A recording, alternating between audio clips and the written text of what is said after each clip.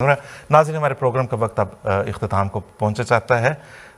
मैं दरख्वास्त करूँगा हमारा अब इस वक्त वोटिंग जो है वो इस पर रोक लें और उसकी आप जो हमने यहाँ पे स्लाइड दिखानी है, जो रिज़ल्ट्स हमारे पास आए हैं, जो उसका ग्राफ दिखाना है वो आप तैयार कर लें।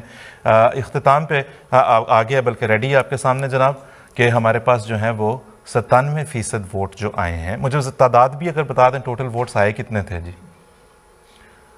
1134। उनमें से 97% ने कहा है कि ज़िम्मेदाराना सहाफ़त का तकाज़ा है कि उसके साथ ठोस सबूत और हवाला पेश किया जाए। 3% कहते हैं कि इसकी ऐसी कोई ज़रूरत नहीं। बाल रिज़ल्ट आपके सामने शायद कुरैशी साहब और उनके हम क्या कहना चाहिए, उन जैसे जो दूसरे बाकी दीगर सहाफ़ी पाकिस्तान, देख लें भाई, दुनिया तो ये सोचती है, दुनिया तो ये कह रही है। खैर, तो अहमदी जिस मुल्क में भी रहते हैं जनाब, वहाँ के वफ़ादार होते हैं। उम्मत मुस्लिमा के साथ तो जनरली हर अहमदी वफ़ादार होता है, क्यों नहीं होगा।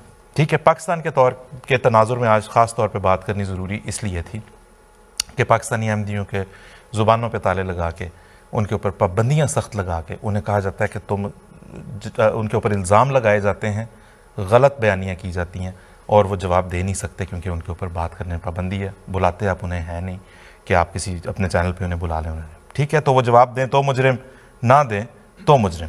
और हमारा फ़र्ज़ था कि हम यहाँ से जो है वो उनके लिए बहरहाल यहाँ से बात करें, हम उन अहमदियों के लिए जिन्होंने अपनी जानें अपने मुल्क की खातिर कुर्बान की हैं, जिन्होंने अपनी औलादें, अपने बाप, अपने बच्ची, अपने जो है वो बच्चे जो हैं वो जो इसके लिए कुर्बान किए हैं। हमेशा हर लिहाज से, मतलब है कि ज़िंदगी की, जान की कुर्बानी भी, माली कुर्बानी भी, हर लिहाज से भी जो है।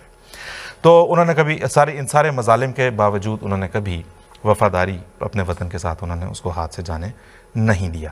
एक साइंसदान आपका जो नोबेल इनाम याफ्ता है पाकिस्तान का, वो अहमदी। आपका पहला वज़ीर ख़ारिजा अहमदी, जो सबसे बड़े जनरल असम्बली में जो सबसे बड़े ओहदे पे जाता है वो अहमदी।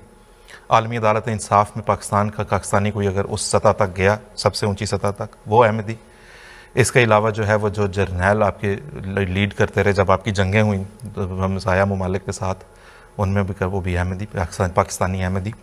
और एक ही जो टॉप रैंकिंग जो मतलब है कि शहादत जिनकी हुई, मेजर जनरल इफ्तिखार जंजुआ साहब, वो अहमदी। ठीक है जी, इन बातों को जहन में रखें और सवालात पेश करके हम अपने प्रोग्राम का अब इख्तिताम करेंगे। इन बातों को जहन में रखते हुए ये सवालात है। पहला सवाल आपकी स्क्रीन पर आपको दिखाते हैं। पाकिस्तान की फ़ौज में अपनी खिदमात और अपनी जानें पेश करने वाले अहमदी किसकी वफ़ादारी में ये कुर्बानियों के नजराने पेश करते रहे हैं? देख के, सोच के, कुछ तहकीक करके जवाब दें। सवाल नंबर 2 आपके सामने अब आपकी स्क्रीन पे। पाकिस्तान के पहले वज़ीर ख़ारिजा के तौर पर सर ज़फ़रुल्लाह ख़ान रज़ी अल्लाह तआला अन्हु का इंतखाब ख़ुद मोहम्मद अली जिन्ना साहब बानी पाकिस्तान ने किया। अगर जिन्ना साहब आपके बकौल यानी एक गद्दार को इस अहम और हसास ओहदे पे बिठा रहे थे, जो मुल्क व कौम के साथ वफ़ादारी आपके बकौल नहीं था, जिन्ना साहब उन्हें ख़ुद बिठा रहे हैं, तो आपके मुताबिक जिन्ना साहब क्या कहलाएंगे?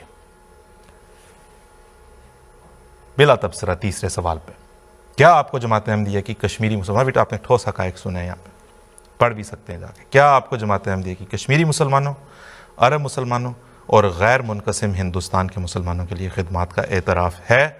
अगर नहीं तो इन ठोस तारीख़ी हक़ाइक़ से आपके इनकार और आपके इन्हिराफ़ की वजह क्या है? लें जनाब, ये अब कुछ सवालात हैं, मन घड़त जवाब नहीं चाहिए, बच्चागाना जवाब ना दें, अच्छा नहीं लगता। ठीक है, आते रहते हैं लोग, भेजते रहते हैं कि कोई यूट्यूब का क्लिप, कोई यहाँ से वहाँ से। अच्छा सोच समझ के तहकीक करके जवाब दें। हमें वो जवाब भी बाज़ लोग भेज देते हैं जो मतलब है कि फ़रागत ज़दा लोग 4-4, 5-5 घंटे बैठ के सिर्फ जमात अहमदिया की मुखालफत में यूट्यूब पे कर रहे हैं, या कोई और काम ही नहीं है। कोई प्रोडक्टिव काम करें यार, कोई कंस्ट्रक्टिव काम करें। बार ये जवाब देने हमारा मशवरा यह कि तहकीक करके अपनी जो है वो हमें जवाब दें।